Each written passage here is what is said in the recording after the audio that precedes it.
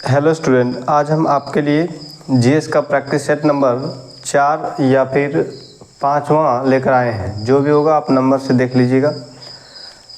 आज हम जीएस का प्रैक्टिस सेट आपको इस तरह से फिर से देंगे कि आपके जितना भी एग्ज़ाम में सिलेबस है, सभी सिलेबस एक ही प्रैक्टिस सेट में कंप्लीट होगा। हर प्रैक्टिस सेट में हम ऐसा प्रश्न लेकर आते हैं ताकि आपको हर सब्जेक्ट से रूबरू एक ही क्लास में करवा दिया जाए। हम आज आपके लिए 10 क्वेश्चन का प्रैक्टिस सेट लाए हैं और एक ठो क्वेश्चन आपके लिए होमवर्क देंगे जिसका आंसर आपको कमेंट बॉक्स में देना है।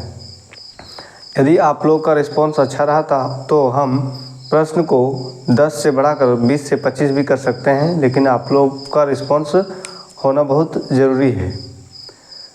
और यदि आपको यह क्वेश्चन का पीडीएफ चाहिए या जो पीडीएफ जो मैं पीडीएफ के माध्यम से पढ़ाने वाला हूं, यदि यह पीडीएफ आपको चाहिए तो आप टेलीग्राम चैनल मेरा ज्वाइन कर लें। डिस्क्रिप्शन में टेलीग्राम चैनल का लिंक होगा, या तो फिर यदि आप टेलीग्राम चैनल जानना चाहते हैं तो इसी नाम से है टेलीग्राम चैनल, जो कि रोजगार फॉर फ्यूचर चैनल के नाम से ही टेलीग्राम है। इसी का लोगो टेलीग्राम में लगा हुआ है। तो चलिए समय को ना गवाते हुए हम लोग क्लास को स्टार्ट करते हैं। तो पहला प्रश्न आप देख पा रहे होंगे। पहला प्रश्न क्या है, एक आईपी एड्रेस में कितने बिट्स होते हैं, यानी कि पहला प्रश्न कंप्यूटर से आया है। तो इसका ऑप्शन क्या है, 24, 32, 16, 12, यानी कि एक आईपी एड्रेस में कितने बिट्स होते हैं। एक आईपी एड्रेस में कितने बिट्स होते हैं, सिंपल सा सवाल पूछा गया है। अगर आपका प्रश्न में ऐसा रहता कि एक आईपी एड्रेस 4 में कितना बिट्स होता है, एक आईपी एड्रेस 4 में कितना बिट्स होता है, तो इसका आंसर होता 32। और यदि एक आईपी एड्रेस 6 में कितना बिट्स होता है, तो वो होता है 128 बिट। लेकिन आपके प्रश्न में सिर्फ पूछा गया है कि एक आईपी एड्रेस में कितने बिट्स होते हैं। यदि 4 या 6 में से किसी का जिक्र ना हो तो आप सीधा ऑप्शन की ओर देखेंगे कि ऑप्शन में आपका 32 है या 1 to 8 है। तो आप ऑप्शन में यहाँ देख पा रहे होंगे, इसमें 32 यानी कि 32 दिया गया है, तो इसका आंसर 32 होगा, जो कि ऑप्शन नंबर बी में आप लोग देख पा रहे होंगे, ऑप्शन नंबर बी में। ठीक है, इसका आंसर ऑप्शन नंबर बी होगा। सिर्फ आईपी एड्रेस पूछा जाए, एक बिट्स में कितना आईपी एड्रेस होता है, एक आईपी एड्रेस में कितने बिट्स होते हैं, तो आंसर 32 ही होगा। चलिए हम बता देते हैं कि आईपी एड्रेस का फुल फॉर्म भी पूछा जाता है एग्जाम में। तो आईपी का फुल फॉर्म क्या है, तो आईपी का फुल फॉर्म है इंटरनेट प्रोटोकॉल।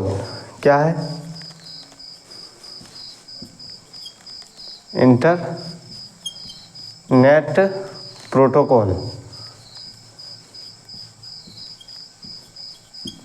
इंटरनेट प्रोटोकॉल, ठीक है। आई होप कि पहला प्रश्न हो गया। चलिए अब हम नेक्स्ट प्रश्न में चलते हैं। तो नेक्स्ट प्रश्न क्या है, अगला प्रश्न आप जनसंख्या से संबंधित क्या है।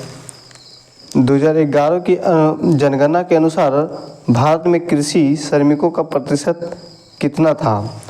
बोल रहा है कि 2011 में जो जनगणना हुआ था उसमें कृषि श्रमिकों के परसेंटेज कितना था। तो सबसे पहले मैं इसका आंसर आपको बता देता हूँ।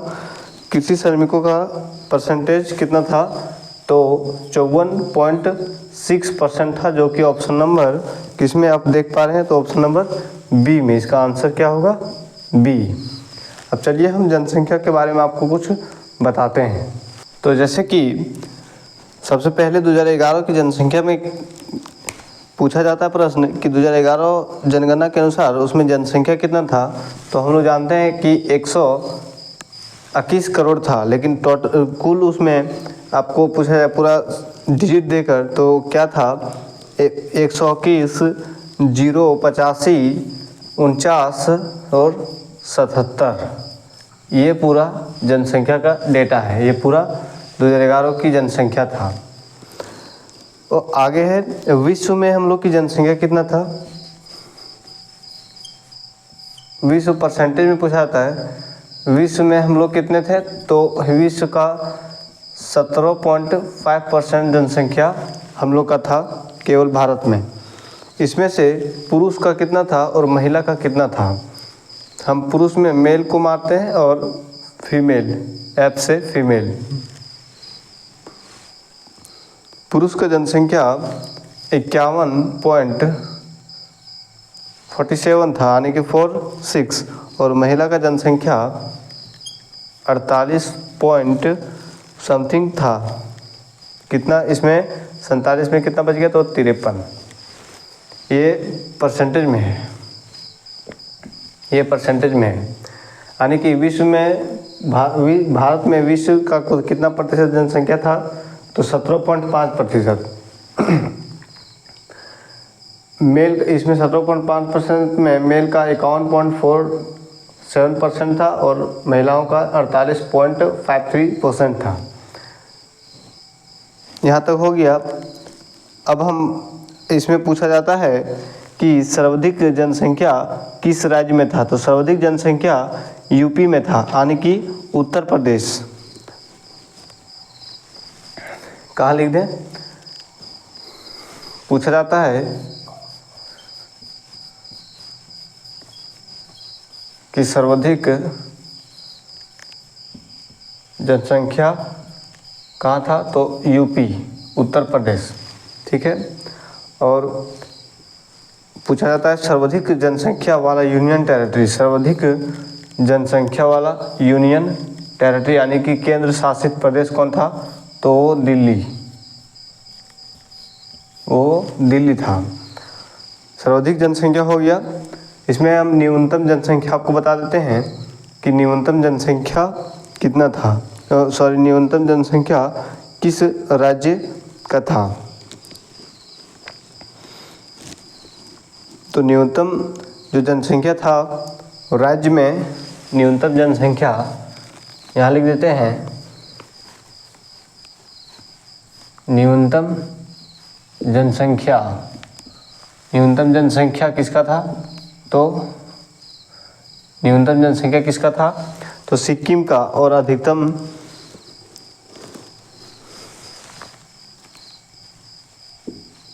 सिक्किम, न्यूनतम जनसंख्या सिक्किम था और अधिकतम उत्तर प्रदेश का। और न्यूनतम यूनियन टेरिटरी यहाँ लिख देते हैं,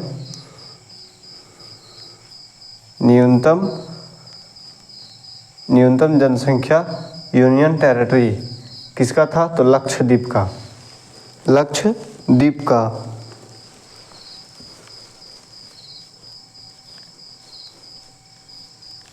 लक्षद्वीप का। ठीक है। आई होप कि यहाँ तक आप लोगों को समझ में आया होगा। अगला प्रश्न देखते हैं। विश्व में हम लोग का जनसंख्या कितना था, 17.5%। इसमें महिलाओं का 49.47% था और पुरुष का, महिलाओं का 48.53% था। सर्वाधिक जनसंख्या उत्तर प्रदेश का था और सर्वाधिक जनसंख्या वाला यूनियन टेरिटरी यानी केंद्र शासित प्रदेश दिल्ली का था। न्यूनतम जनसंख्या वाले यूनियन टेरिटरी लक्षद्वीप का था और न्यूनतम जनसंख्या वाला राज्य कौन था, तो सिक्किम। आई होप कि यहाँ तक मैंने बता दिया। फिर से अगर जनसंख्या वाला अगला प्रश्न हम देखते हैं कि अगला प्रश्न क्या है। अगला प्रश्न है कृषि और मछली पकड़ने की गतिविधि किस क्षेत्र से संबंधित है। मछली या फिर पशु या फिर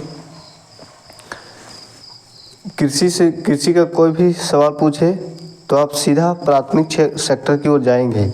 आदमी की आने की प्राइमरी सेक्टर, जो जिसे हिंदी में प्राथमिक क्षेत्र कहा जाता है, जो कि ऑप्शन नंबर में आप देख पा रहे हैं कौन सा ऑप्शन में है, तो ऑप्शन नंबर सी में आप देख पा रहे होंगे, इसका आंसर सी होगा।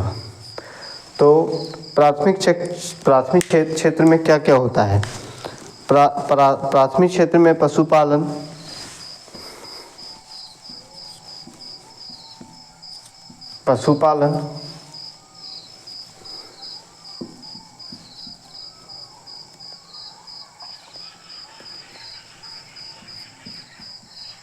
कृषि, मत्स्य पालन, डेयरी या फिर डेयरी प्रोडक्ट यानी कि दूध, डेयरी या फिर डेयरी प्रोडक्ट,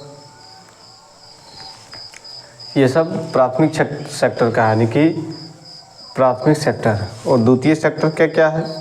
द्वितीय सेक्टर में क्या क्या आता है, ये परीक्षा में बार बार रिपीट होता है। द्वितीय क्षेत्र में आता है औद्योगिक,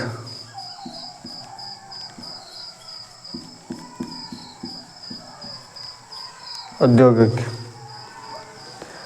ये हो गया।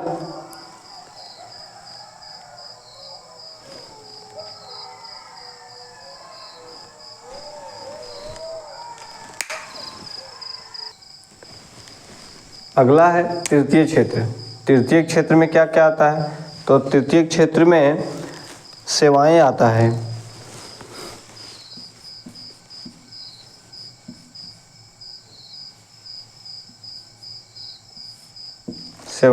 सेवाएं यानी कि डॉक्टर जो आप लोगों को सेवा प्रदान करती है, शिक्षक जो आप लोगों को ज्ञान देता है, जैसे मैं अभी आप लोगों को पढ़ा रहा हूँ, ये एक तरह का सेवाएं ही है।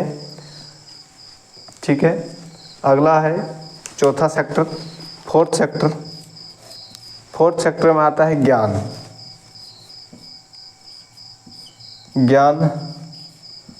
दूर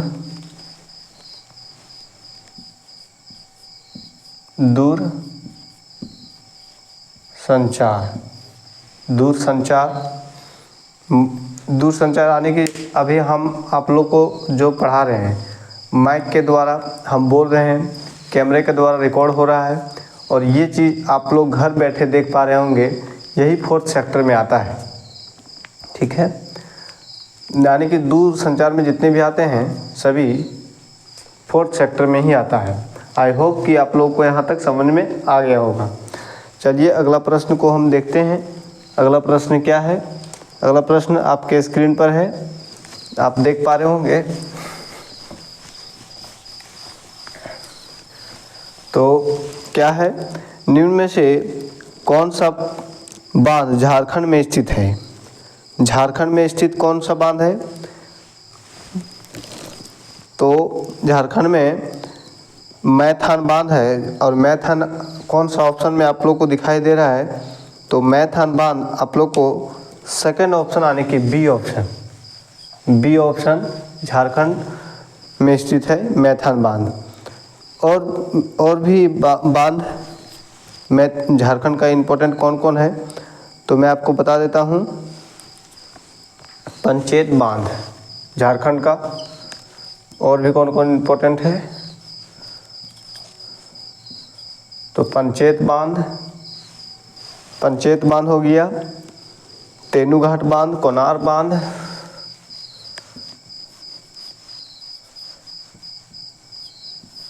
तेनूघाट बांध,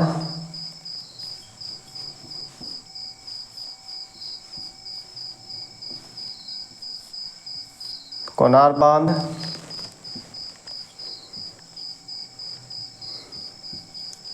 तिलैया या फिर तिलैया बांध। ठीक है। ये सब झारखंड का इम्पोर्टेंट है। अगला ऑप्शन आपका है सरदार सरोवर डैम। सरदार सरोवर डैम ये कहाँ पर है? तो ये नर्मदा नदी में, गुजरात में है। ये सरदार सरोवर, जितने भी डैम से संबंधित सेशन है, यदि आप कमेंट करेंगे तो हम आपको ट्रिक के साथ सभी बताएंगे। जैसे हम बता दें कि सरदार सरोवर डैम कैसे याद किया जाता है। तो सरदार यानी कि जो डॉक्टर सर्वपल्ली राधाकृष्णन थे, वो क्या थे? मर्द थे हो गया। मर्द से हो गया नर्मदा डैम, नर्मदा नदी पर, और किसी से डरते नहीं थे, लोहा लेते थे। और वे किस क्षेत्र से संबंधित थे? तो वे गुजरात से संबंधित थे। ठीक है। इसी तरह से हम अभी ट्रिक से नहीं मैं ठीक से बताए हूँ, लेकिन यदि आप कमेंट कीजिएगा तो हम आपको ट्रिक से समझाएंगे।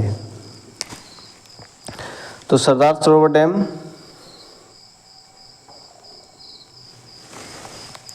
किस नदी? नर्मदा नदी, सरदार सरोवर डैम।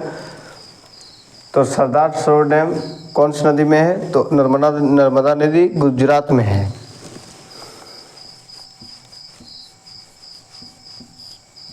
सरदार सरोवर डैम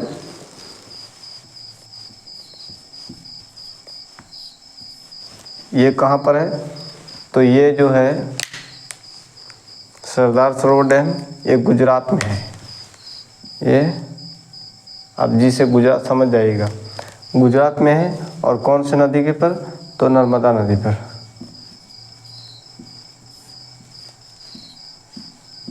नर्मदा नदी पर। अगला ऑप्शन आपका मैथान था, जो कि मैंने बता दिया। अगला है कोयना।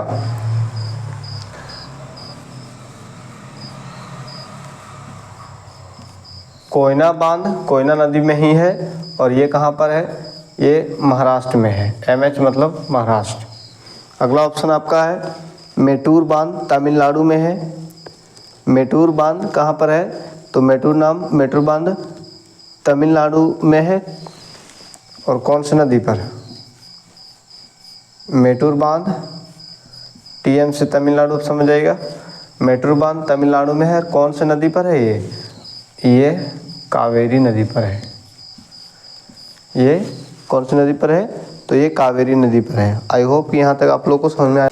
अगला प्रश्न आप देख पा रहे होंगे स्क्रीन पर। निम्न में से किस नदी का उद्गम स्थान महाबलेश्वर में है? कावेरी, कृष्णा, ताप्ती और नर्मदा। तो महाबलेश्वर में किसकी उद्गम स्थान है? उद्गम स्थान कौन सी नदी का है जो महाबलेश्वर से होता है? तो महाबलेश्वर से ऑप्शन नंबर कृष्णा जिसमें होगा, कृष्णा ऑप्शन नंबर किस में है? तो ऑप्शन नंबर B इसका राइट आंसर होगा। यानी कि महाबलेश्वर से कौन सी नदी निकलती है? तो कृष्णा। आगे आप इस सभी ऑप्शन को मैं बता देता हूँ। अगला ऑप्शन आप पहला ऑप्शन देख पा रहे होंगे कावेरी। और कावेरी नदी का उद्गम स्थान कौन सा है? तो कावेरी का उद्गम स्थान ब्रह्मगिरी पर्वत है, जो कि कर्नाटक में स्थित है।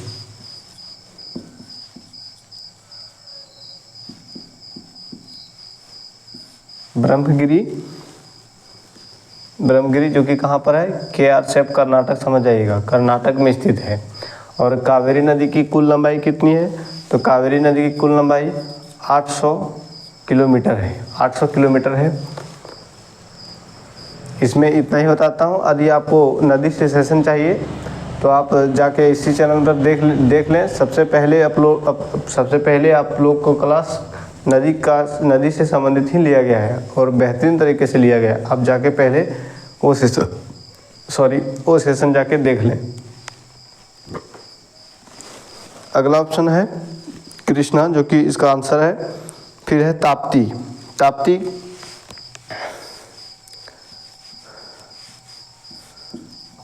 ताप्ती का उद्गम स्थान कहाँ पर है? तो ताप्ती का उद्गम स्थान मुल्तई नामक पहाड़ी से है। मुल्तई किस पर्वत श्रृंखला की पहाड़ी है? तो सतपुड़ा पर्वतमाला की पहाड़ी है। ठीक है, पर्वतों का भी क्लास में ले चुका हूँ, आप जाके उसको भी देख सकते हैं। यदि आपको लोगों को ये पता नहीं होगा ब्रह्मगिरी किस पर्वतमाला की चोटी है, मुल्तई किस पर्वतमाला की चोटी है, ठीक, तो आप जाके देख सकते हैं। मुल्तई ये किसका है? तो ये सतपुड़ा पर्वतमाला की चोटी है। और मुल्तई की पहाड़ी कहाँ पर है? तो ये मुल्तई की पहाड़ी MP में है, यानी कि मध्य प्रदेश में है। और ताप्ती नदी की कुल लंबाई कितनी है? तो 724 या 25 जो ऑप्शन में ये होता है किलोमीटर में, क्योंकि मैंने पहले ही बताया हूँ कि लंबाई जब भी मापा जाता है तो किलोमीटर में, और ऊंचाई जब भी नापा जाता है तो मीटर में नापा जाता है। अगला ऑप्शन है आपका नर्मदा।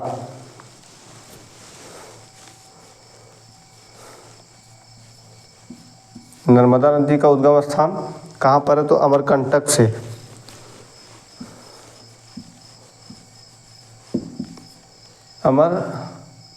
अमरकंटक,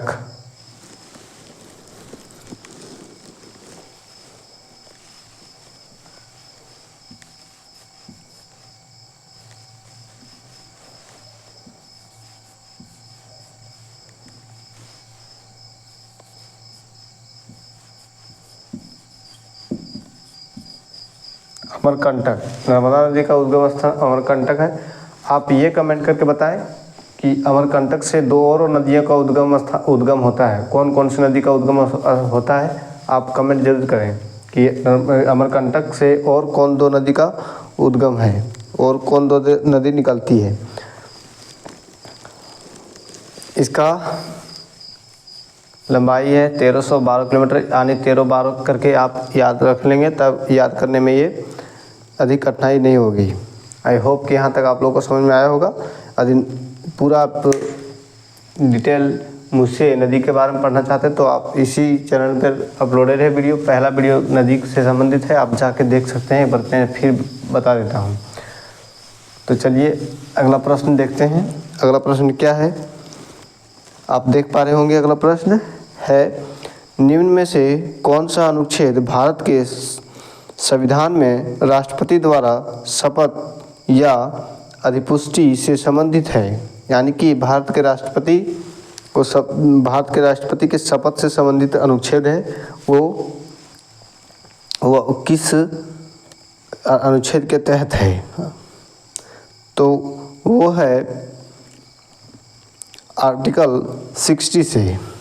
आर्टिकल 60 से, और आर्टिकल 60 ऑप्शन नंबर किस में है, तो ऑप्शन नंबर डी में है। आप लगे हाथ 61 आर्टिकल बता दें क्या लिखा गया है। 61 में लिखा गया है कि राष्ट्रपति, ठीक है, पीएस मतलब राष्ट्रपति, अब समझ जाइएगा, प्रेसिडेंट होता है। राष्ट्रपति पर महाभियोग, पीएस पर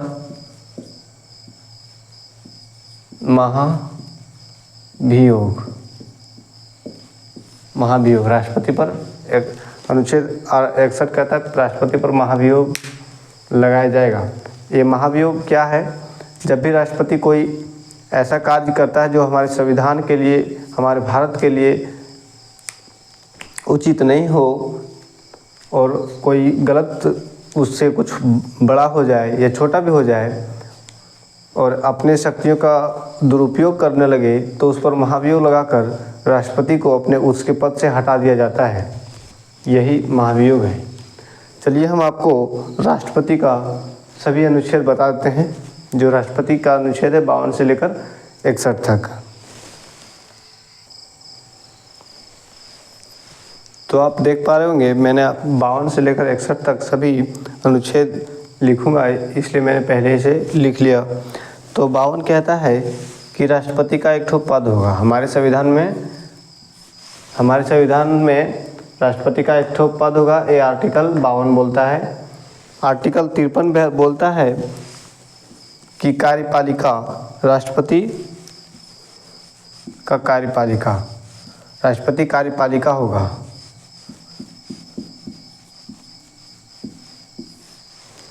चौवन कहता है कि राष्ट्रपति का चुनाव यानी कि निर्वाचन कैसे होगा, यानी चुनाव कैसे होगा। 55 कहता है कि कोटा, राष्ट्रपति का कोटा क्या होनी चाहिए। 56 कहता है कि इसका कार्यकाल कितने वर्ष का होगा।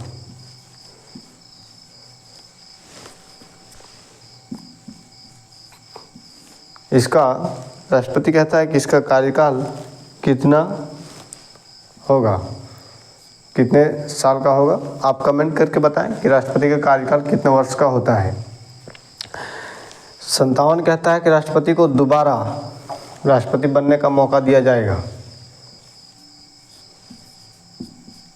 दोबारा, यानी कि ये 57 कहता है, यानी 56 कहता है कि राष्ट्रपति को पुनः राष्ट्रपति के पद के लिए उसे खड़ा होने की अनुमति देता है कि एक बार जो राष्ट्रपति बन गया वो फिर से खड़ा हो सकता है।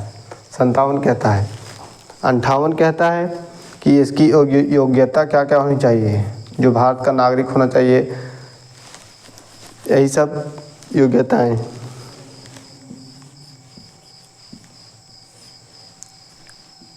उनसठ कहता है कि इसकी दशाएं क्या क्या होनी चाहिए।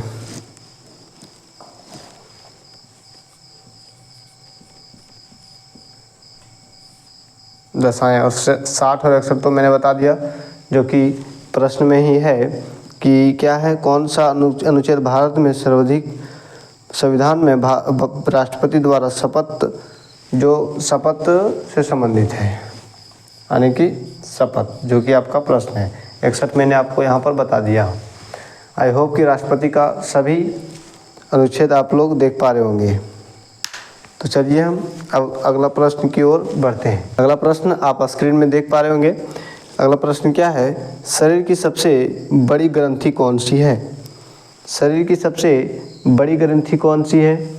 तो शरीर की सबसे बड़ी ग्रंथि है यकृत। और यकृत कौन से ऑप्शन में है? तो ऑप्शन नंबर सी में है। आप ये कमेंट करके बताएं कि हमारे शरीर की सबसे छोटी ग्रंथि कौन सी है। ये आपके लिए होमवर्क है। ऑप्शन ए में है लार ग्रंथि, कहाँ पाया जाता है?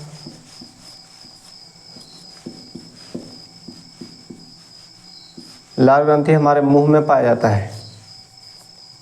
मुख या मुंह, जो भी आप बोल सकते हैं। चलिए मुख लिखते हैं, मुख बेस्ट होगा। हमारे मुंह यानी मुख में पाया जाता है। थायराइड ग्रंथि हमारे गले में पाया जाता है। ऑप्शन नंबर बी में जो है वो गले में पाया जाता है। थायराइड ग्रंथि हमारे गले में पाया जाता है। और अमाशय पेट में पाया जाता है, जो कि डी ऑप्शन में है। अमाशय कहाँ पर? हमारे पेट में पाया जाता है, जो HCl हाइड्रोक्लोरिक अम्ल बनाता है, जिससे हमारा पाचन क्रिया में बहुत हेल्पफुल होता है। HCl हाइड्रोक्लोरिक अम्ल। चलिए अगला प्रश्न की ओर चलते हैं। अगला प्रश्न आप देख पा रहे होंगे, विश्व एड्स दिवस निम्न में से किस तारीख को मनाया जाता है? तो विश्व एड्स दिवस 1 दिसंबर को मनाया जाता है। 1 दिसंबर कौन से ऑप्शन में है आपका? 1 अप्रैल, 1 मई। ऑप्शन नंबर डी में आपको दिखाई दे रहा होगा। ऑप्शन नंबर डी में आप लोग देख पा रहे होंगे, 1 दिसंबर को एड्स दिवस मनाया जाता है। दिवस से संबंधित यदि आपको क्लास चाहिए तो आप कमेंट कीजिएगा, ट्रिक के साथ मैं आपको पूरा दिवस का क्लास दूंगा। तो चलिए हम और भी ऑप्शन देख लेते हैं। क्या है सबसे पहले? 12 जनवरी। 12 जनवरी को राष्ट्रीय युवा दिवस मनाया जाता है।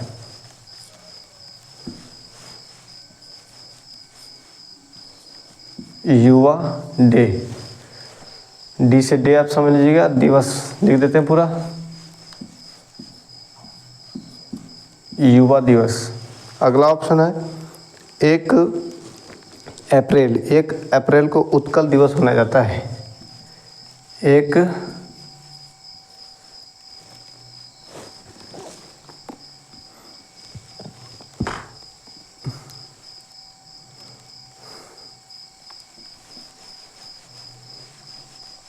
अगला है 1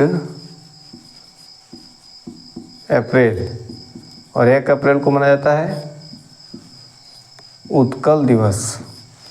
अगला ऑप्शन है आपके 1 मई, और 1 मई को मनाया जाता है मजदूर दिवस, जो कि आप जानते होंगे और इम्पोर्टेंट भी है अधिक।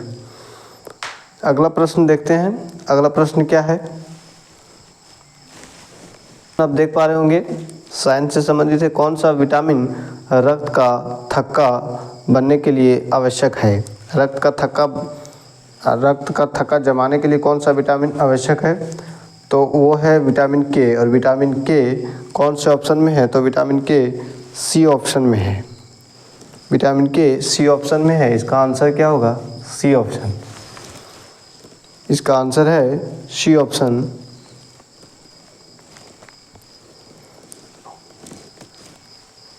इस प्रश्न का अर्थ ये है कि जैसे ये मेरा हाथ है। जब ये हाथ कट जाता है कहीं से, तो इससे ब्लीडिंग होता है, यानी कि खून बाहर निकलता है। खून बाहर निकलता है और कुछ देर बाहर निकलने के बाद खून वहीं पर जम जाता है, जिससे रक्त का बहाव बंद हो जाता है। यदि ऐसा ना होता तो हमारे जहाँ कट लगा हुआ था उससे खून बाहर निकलते ही रहेगा और ये प्रोसेस लगातार होते होते हमारे शरीर में बिल्कुल भी खून नहीं बचेगा, जिससे हमारी मृत्यु भी हो सकती है। लेकिन यही विटामिन के की वजह से जहाँ पर कट लगा रहता है उस थोड़ी देर के बाद तुरंत उसमें रक्त का थक्का जमता है और खून यानी ब्लीडिंग होना रुक जाता है, खून बहना रुक जाता है। ये विटामिन के की वजह से ही होता है। अब आपके मन में ये सवाल होता होगा कि हमारे बॉडी के अंदर विटामिन के जब खून में है तो हमारे बॉडी के अंदर में भी खून है, उसमें भी विटामिन के है, तो अंदर में क्यों नहीं जमता है खून?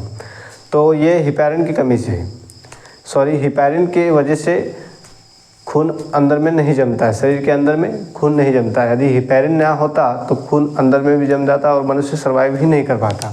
तो हिपैरिन की कमी से खून हमारे शरीर के अंदर में नहीं जमता है।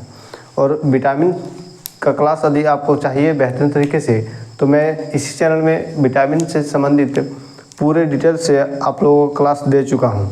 आप जाएं और सर्च कर लें ह्यूमन न्यूट्रिशन, इसे इंग्लिश में ह्यूमन न्यूट्रिशन और हिंदी में मानव पोषण आप सर्च कर लें, आपको यह दिख जाएगा इसी चैनल पर।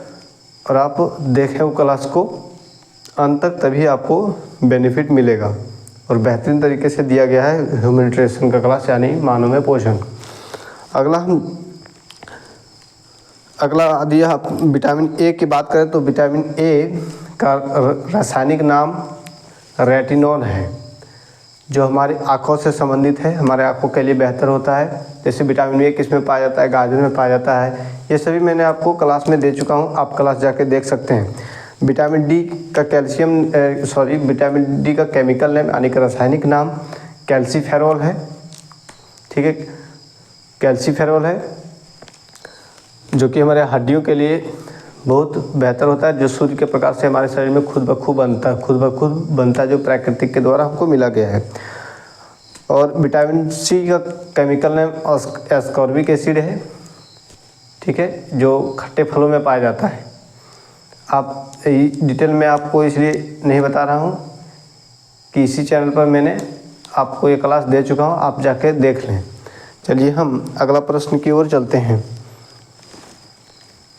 अगला प्रश्न आप लोग देख पा रहे होंगे, क्या है कि भारतीय नागरिकता नहीं प्राप्त की जा सकती है, यानी कि हम भारत में जितने लोग हैं हमें भारत का नागरिकता प्राप्त है, जिसके वजह से हम लोग भारत में कहीं घूम सकते हैं, कहीं भी बच सकते हैं और अपना रोज़गार भी चुन सकते हैं। बट एक कानून के अंदर होना चाहिए। ऐसा नहीं कि हम अपना रोज़गार चुन सकते हैं, किसी का मर्डर करते हुए चले पिस्तौल और बंदूक लेकर, तलवार लेकर, ये नहीं। कानून का अंदर जितने भी है, ये मैंने बोला 3 चीज़ कानून के अंदर होना चाहिए, ठीक है। यानी कि कहीं भी घूम सकते हैं, तो ऐसा जगह पर नहीं घूम सकते जहाँ पर टाइगर रहता हो। जैसे काजीरंगा नेशनल पार्क में आप लोग नहीं घूम सकते हैं, वहाँ पर जानवर है, जानवर है, आपको वे खा सकते हैं मार कर। तो आपके सेफ्टी के लिए ही कुछ जगह आपको नहीं घूमने दिया जाएगा। अच्छा, तो चलिए हम इस प्रश्न को देखते हैं कि आप नागरिकता किस तरह से आप ले सकते हैं। भारत का नागरिकता आप किस तरह से ले सकते हैं। तो नागरिकता हमारे आर्टिकल कौन से अनुच्छेद में है?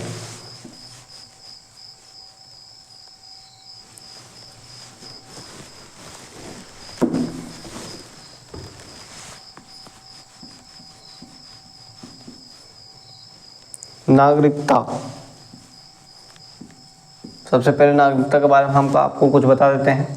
नागरिकता हमारे कौन से अनुच्छेद में है, यानी कि आर्टिकल। तो आर्टिकल जो है ये 5 से शुरू होकर 11 तक है। 5 से लेकर 11 तक आर्टिकल में है नागरिकता के बारे में। और भाग कौन सा है? भाग है सेकंड, दूसरे भाग में ये निहित है हमारे संविधान में। नागरिकता को इंग्लिश में सिटीजन बोला जाता है। सिटीजन हम इंग्लिश में आपको लिख देते हैं ताकि आप लोग को, इंग्लिश वालों को कठिनाई ना हो।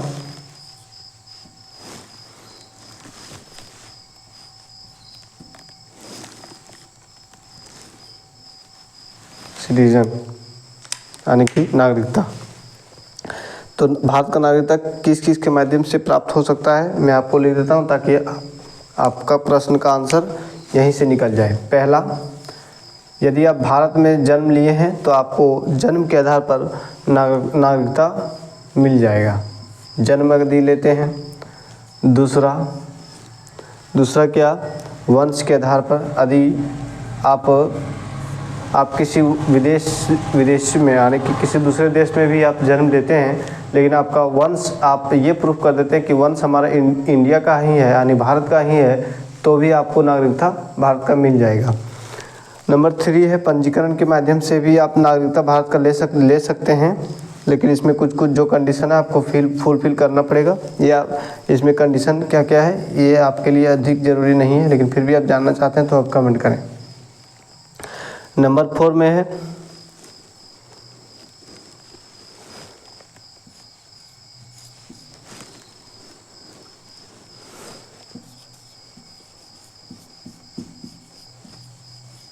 प्राकृतिक, जन्म, वंश, पंजीकरण, प्राकृतिक, ठीक है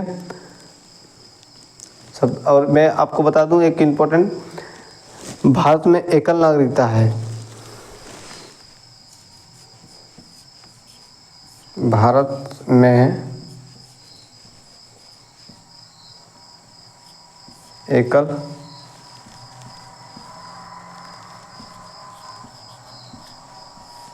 नागरिकता है। इन सभी के माध्यम से आपको भारत का नागरिकता प्राप्त हो सकता है। लेकिन यदि आपको भारत का नागरिकता प्राप्त है और इसे आप यदि छोड़ना चाहते हैं तो छोड़ने का कौन कौन से उपाय हैं, किस तरह से भारत का नागरिकता छोड़ा जा सकता है। तो त्याग से आप भारत का नागरिकता त्याग भी सकते हैं, भारत का नागरिकता त्याग सकते हैं, और स्वेच्छा से भी छोड़ सकते हैं।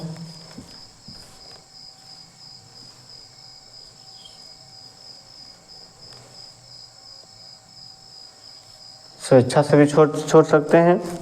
दूसरे देश की नागरिकता प्राप्त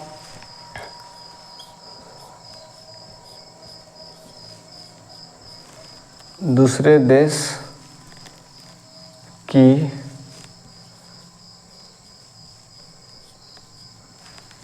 की नागरिकता, यहाँ पर का नागरिकता प्राप्त करने पर, यानी कि यदि आप दूसरे देश की नागरिकता प्राप्त कर लेते हैं तो आपको भारत का नागरिकता ऑटोमेटिक छोड़ना पड़ेगा, ठीक है। आप ना चाहते हुए भी आपके भारत की नागरिकता समाप्त कर दी जाएगी। तो आई होप कि आपको सिटीजन यानी नागरिकता के बारे में पूरा समझ में आया होगा। अगला प्रश्न हम आपके लिए होमवर्क दे रहे हैं, इसका आंसर आप कमेंट बॉक्स में दीजिएगा। तो अगला प्रश्न क्या है, भारतीय संविधान की प्रस्तावना में समाजवादी शब्द किस संशोधन के तहत जोड़ा गया था? 42वां संविधान संशोधन, 44वां संविधान संशोधन, 46वां या फिर 74वां, या फिर इनमें से कोई नहीं। 5 ऑप्शन इसमें दिया गया है, आप उसका आंसर कमेंट बॉक्स में दें। और एक चीज़ मैं इससे इम्पोर्टेंट बता देता हूँ इसी प्रश्न से, क्या है कि संविधान संशोधन कौन से आर्टिकल में लिखा गया है कि हमारे भारत के संविधान में संशोधन भी हो सकता है। तो वो 68 यानी 368 अनुच्छेद में लिखा गया है कि हमारे भारतीय संविधान में संशोधन भी हो सकता है। तो चलिए आज के लिए इतना ही रखते हैं। जो मैंने आपको कमेंट बॉक्स में इसका आंसर आप दें। तो सेशन में बने रहने के लिए आप सभी का धन्यवाद। और सेशन यदि अच्छा लगता है तो आप चैनल को सब्सक्राइब जरूर कर लें। धन्यवाद आप सभी का।